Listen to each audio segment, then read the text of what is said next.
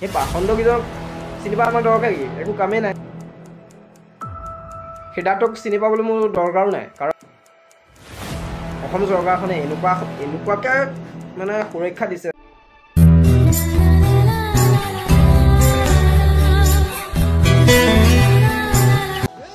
নমস্কাৰ, শিশুসকল সকলো ভাল আৰু মোৰ ভাল। যিহেতু আজি মনটো ইমান দুখ লাগিছে যে মানে প্ৰাণৰ শিল্পীগৰাকীক মনতে মানে ভাবি আজি বহুত দুখ লাগিছে, কাৰণ তেওঁ আমাৰ আৱেগ আছিল। তেওঁৰ কথা কৈ মোৰ এনেকুৱা লাগিছে যেন তেওঁ এজন প্ৰকৃতাৰ্থে ভগৱানেই আছে। তো যোৱাকালি ৰাসত কণ্ঠশিল্পী নীল আকাশ দা, তেওঁ মোৰ প্ৰিয় বাৰু। তেওঁ মোৰ প্ৰিয় বুলি এইটো কাৰণে কৈছোঁ, তেওঁৰ গান মই আগৰ পৰা শুনি আহিছোঁ, পোৱা হৈছোঁ, আৰু মানে তেওঁৰ গানৰ হেৰিবোৰ বুজি পোৱা হৈছে। তেতিয়াৰ পৰা মই তেওঁৰ কাৰণে তেওঁৰ এজন মই প্ৰিয় অনুৰাগী, আৰু মই জুবিন দাৰ অনুৰাগী আগৰ পৰাই। মোৰ নীল আকাশ দাৰ গান যেতিয়াৰ পৰা শুনিছোঁ, জুবিন দাৰ গানো তেতিয়াৰ পৰা শুনিছোঁ। হ'লেও দুইজনে মোৰ কাৰণে বহুত প্ৰিয়, কিন্তু হ'লেও তাৰে এজন আমাৰ মাজত নাই। এতিয়া যিজনক আমাৰ হাৰ্মিং কিং বুলি কোৱা হয়, তেওঁ আমাৰ মাজত এতিয়া নাই।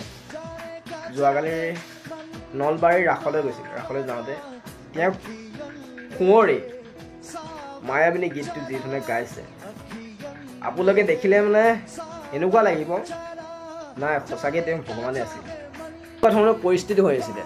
অকল নীলদা বুলিয়ে নহয়, গোটেই মঞ্চত যিমান আছিলে মানুহ সকলোৱে মায়াবিনী গীতটো একেলগে গাইছে, আৰু নীলদাই যেনেকৈ গাইছে মানে চকু পানী ৰখাব নোৱাৰে হৈ গৈছে। প্ৰিয় শিল্পীগৰাকীক হেৰুৱা বেদনা মানে এনেকুৱাই, কাকো বুজাই ক'ব নোৱাৰা।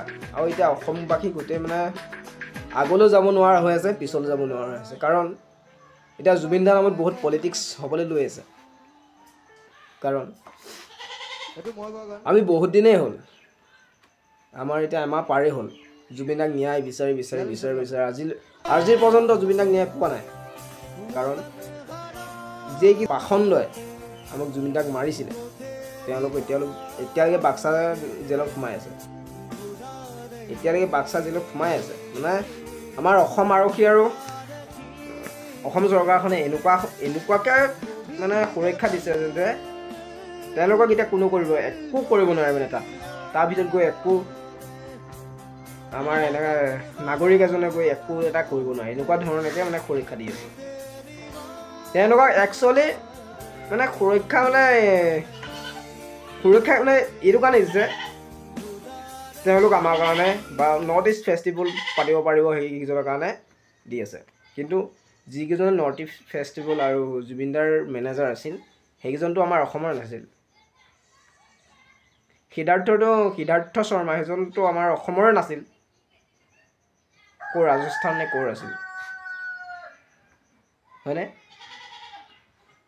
মই বৰ বিশেষ নাজানো সিদ্ধাৰ্থ ক'ৰ আছিল, চিনি নাপাওঁ। কিন্তু মই সিদ্ধাৰ্থক চিনি পাবলৈ মোৰ দৰকাৰো নাই, কাৰণ যিজনক আমি চিনি পাব লাগে সেইজনকে চিনি পাব লাগে। জুবিন দাক আমি এতিয়া চিনি পাব লাগে, জুবিন দাক ক'ত কেনেকৈ কি সেইটো চিনি পাব লাগে। সেই পাখণ্ডকেইজনক চিনি পোৱা আমাৰ দৰকাৰ কি? একো কামেই নাই, হয়নে? আমাক মুঠতে এইটোৱে লাগে, আমাক এতিয়া ন্যায় লাগে। যোনে যি কৰিছে, লাগিলে শ্যামকানু মহন্তই কৰিছে বা সিদ্ধাৰ্থ শৰ্মাই বা শেখৰজ্যোতি গোস্বামী কৰিছে, সেইটো আমি বিচৰা নাই। কিন্তু আমাক এতিয়া লাগে ন্যায়, কাৰণ জুবিন দাৰ ন্যায় নোপোৱালৈকে তেওঁলোককতো বহুত অশান্তি কৰিব, আৰু আমাৰ অসমৰ মানুহৰ মনকো বহুত অশান্তি কৰিব।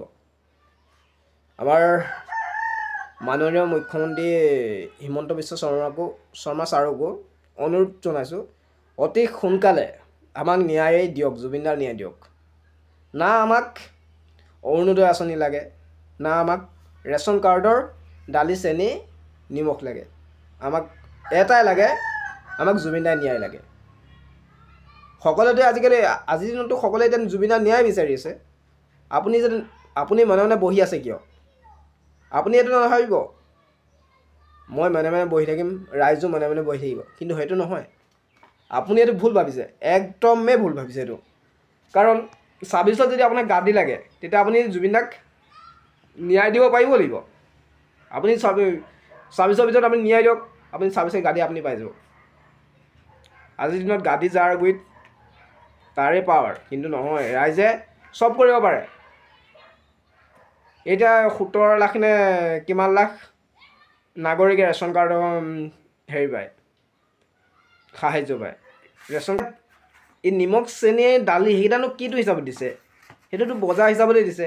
এতিয়া দালিটো আপোনাৰ কিমান, এইটো দালিটো 69 নে 89 হয়নে? যিটো ডাঙৰ ডাঙৰ মোটা মোটা দালিটো 69 নে 89 কিবা এটা হয় তাৰে। আৰু এতিয়া চেনিটোৰ 39, 40 টকাই। তাৰপৰা আকৌ নিমখটো 10 টকা 10। সেনেকৈ চব মিলাই অল টোটেল মিলাই আমাৰ দোকানৰ ৰেটৰ হিচাপত চাবলৈ গ'লে 156 হয়। আৰু যেনিবা এতিয়া চৰকাৰৰ ফালৰ পৰা আপোনালোকে দিছে কাৰণে 117 টকা দিছে।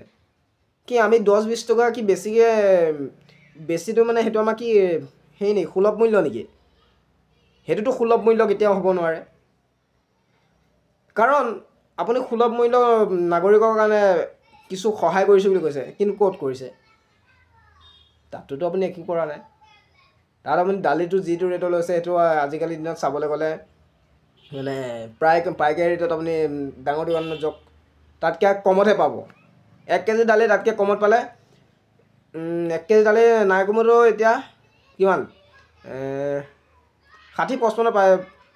যদি সেই ডাঙৰ দোকান হ'বলৈ হয় 60-55 কিছুমান দিব পাৰে, বা 60-55 দিব নোৱাৰিলেও 70 টকাটো দিব পাৰে হয় নাই?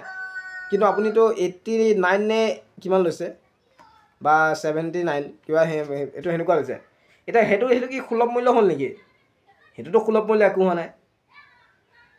তো আমাৰ CM ছাৰক মই এইটোৱে অনুৰোধ জনাইছোঁ, আপুনি দালি চেনি নিমখটো অঁতৰাই আমাক এতিয়া অকল জুবিন দাই ন্যায়টো দি দিয়ক। মানে জুবিন দাই এতিয়া ন্যায় পালেহে আমিও শান্তিকৈ বহিব পাৰিম বা থাকিব পাৰিম। তো সেয়াকে ক'লোঁ, ভিডিঅ'টো ইয়াতে সামৰিছোঁ। আৰু কেনেকুৱা কি পায় ক'ব। আৰু নৱপ্ৰজন্ম সকলোৱে তলত জাষ্টিছ ফৰ জুবিন বুলি লিখি দিব। আৰু মোৰ কথাত যদি একমত হয় সকলোৱে মতামত আগবঢ়াব, কমেণ্ট বক্স মই খোলা ৰাখিম। তো জয় জুবিন দা, জাষ্টিছ ফৰ জুবিন।